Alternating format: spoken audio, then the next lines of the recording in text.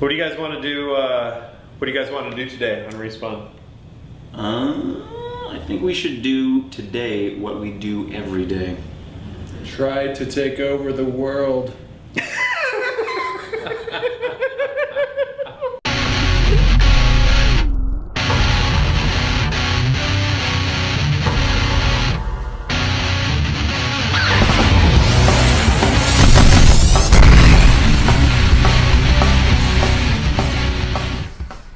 When I first heard about the Respawn idea, I'd got maybe 2-3 videos on Machinima at that time, and I was just absolutely overjoyed. I couldn't believe that these guys were going to go down that road, because other people had done it, they'd tried it, failed, but you just knew that Machinima were going to succeed. They had a fantastic idea, and you know, it's from its inception to its birth to, you know, deployments to the people they brought in. The whole thing was just, it was just such an exciting time to be part of the Machinima family.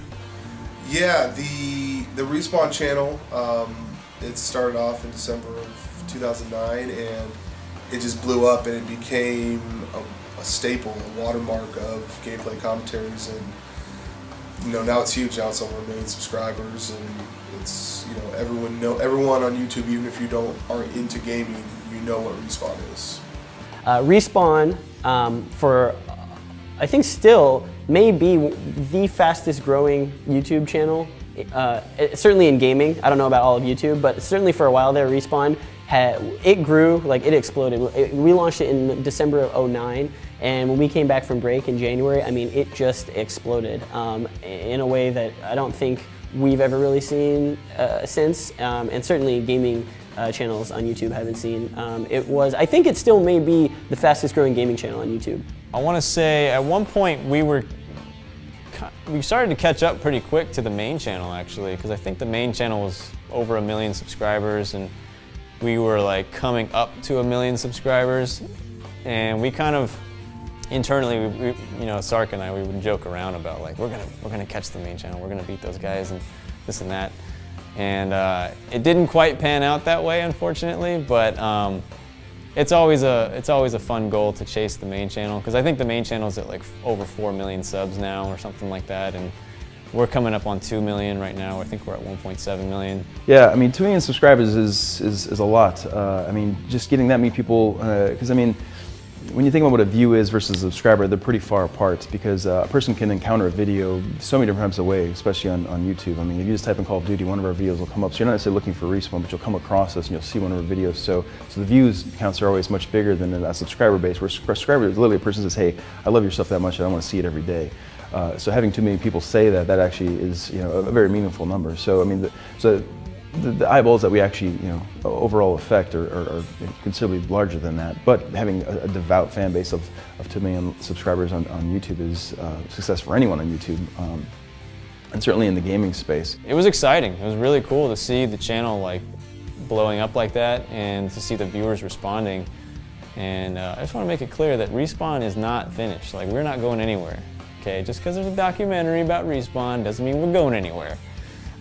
So we still have a lot of growth, and you know, a lot of things in the future that we want to do.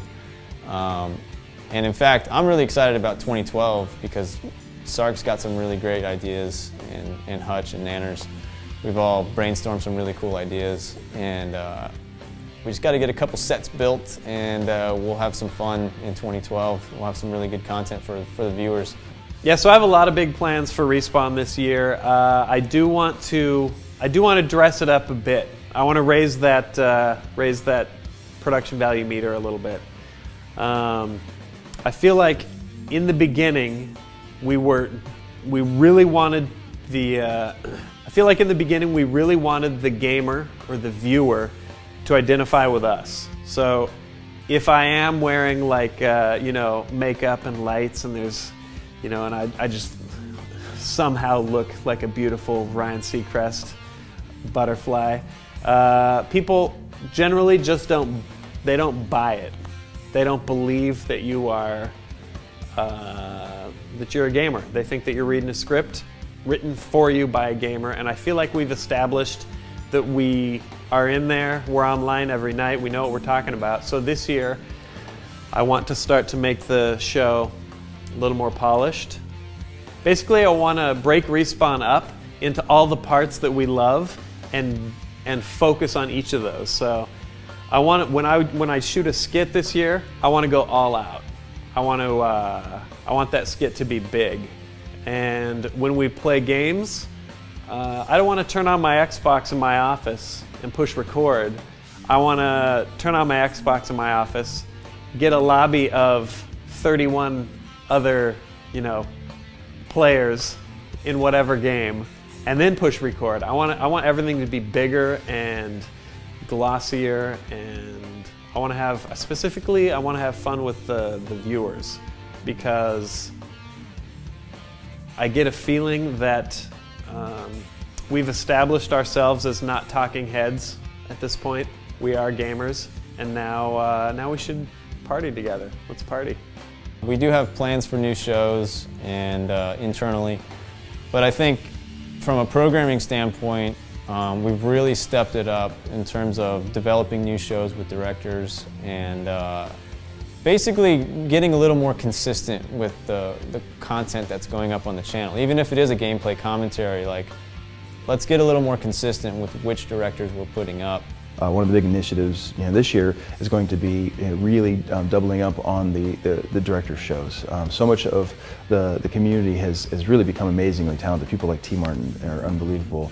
Only Use Me Blade. These guys that really have been just amazing talents and taking and cultivating their shows and making them more successful. Because one of the things that we've always kind of had as our mantra as part of the entire I think Machinima team was we always wanted to take a kid who's making a video on YouTube, right, and turn him into a director making a show on a network, and that was ultimately what our end goal always was. And so I think this year we really want to double down on those efforts, and we've increased our development teams, so working with our directors to kind of really cultivate, make bigger, better shows, and more importantly get them to see more and more people by putting promotional efforts behind them and really kind of celebrating of the community. Because for us, I mean, Machinima is, in my mind, always never really been about the games, but more about the gamers. Obviously, we love games. We celebrate games as indicated by things like Inside Gaming Awards, and where we celebrate those who make them. But celebrating the gamer, I think, is what always has kind of made us a little bit different, and kind of going back to that roots, I think, a little bit more, and helping celebrate more gamers, and ultimately kind of creating a larger platform for people to kind of express themselves. So I think as long as there's talented people out there making some interesting content, we're gonna keep bringing it.